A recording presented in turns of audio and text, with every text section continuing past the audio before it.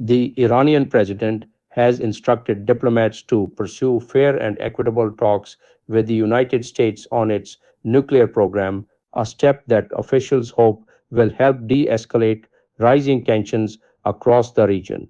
In Tehran's latest announcement, Foreign Minister Abbas Araghchi confirmed that fresh nuclear talks with the US are scheduled to take place on Friday in Muscat, Oman, with both sides agreeing to meet after earlier uncertainty over venue and framework.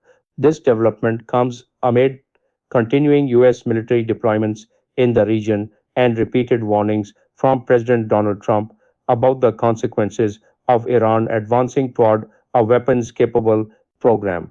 Despite these tensions, regional pressure, including from Arab and Muslim leaders, helped keep diplomatic channels open after the United States initially signaled a possible cancellation of the talks. From Iran's side, it has been announced with unusual clarity that if it is attacked from any land, airspace, or sea route, it will target not only the attacker but also the country providing facilitation. Recent naval exercises with Russia and China, an increase in missile and drone capabilities, and reports of keeping the defense industry active 24 hours a day and 7 days a week indicate that Iran is not merely relying on statements.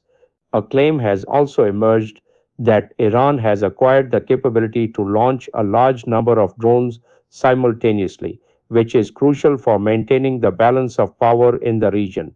On the other hand, US activities have also remained unusual. The deployment of aerial refueling aircraft, electronic surveillance systems, cyber warfare resources, and naval and air assets in the region indicates that the United States is fully monitoring every Iranian military movement and considers Iranian activities a threat to regional peace and security, which Washington also considers a risk to U.S. national security. On one side, Iran's area is more than 1.648 million square kilometers, while on the other side, the United States covers 9.83 million square kilometers, and the minimum distance between the two is also around 10,500 kilometers. The question then is what kind of national security concern the United States was suffering from a country so much smaller and so far away from itself, and why it was issuing threats to attack it at all. The answer lies in the US policy of supporting Israel, which has always viewed Iran as a major threat to itself and has seen it preparing to become a nuclear power. However, now that Iran has also signaled flexibility in the nuclear issue in accordance with international laws, the United States, whose potential targets could have included Iranian nuclear facilities, Revolutionary Guard centers, and the military command structure, may come into the mood to review its threatening posture, in light of which signs of global economic recovery have also become visible. Nevertheless, the risk of a sudden and unexpected war as a result of any misunderstanding and inflammatory rhetoric still persistently exists, and this cannot be denied. Russia and China do provide diplomatic support to Iran, but the likelihood of direct military intervention is low. Now, the question is what will be discussed in the meeting to be held on Friday.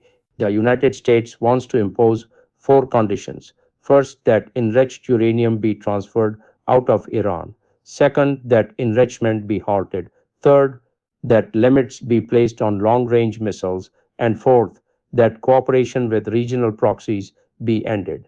If the question is asked about the chances of a nuclear agreement between the United States and Iran and whether the United States will attack Iran, the estimate of the chances of an attack has reached up to 70%, while the chances of reconciliation between the two countries are 30% or even less. Earlier, on January 31st, the Iranian foreign minister said that there is a big difference between diplomacy and dictation and that the United States should refrain from threatening us. Iranian officials say that if they are attacked, the entire region will be engulfed in war. Meanwhile, the U.S. aircraft carrier Abraham Lincoln has moved even closer to Iran. Iran has always been a homogeneous society that has endured hardships and sufferings. Now there is also corruption in Iran, for which evidence exists. Then, due to economic problems, people have also become disenchanted with the government. However, if there is an external aggressor, they once again unite and remove internal grievances. Even though last year the Iranian currency lost up to 40% of its value, and over the past 5 years the currency has been devalued by 800%, due to which the public is fearful of the government. The Americans think that as soon as they attack, protesters will once again come out of their homes and make life unbearable for the Iranian government. And during this time, the US Delta Force that arrested Venezuela's President Maduro will try to arrest the Iranian supreme leader along with other leadership figures. However, considering Iran an easy target would be a major mistake by President Trump because Iran is not Venezuela and the regional situation can be improved with positive progress in the negotiations to be held on Friday. Although the chances of this are limited,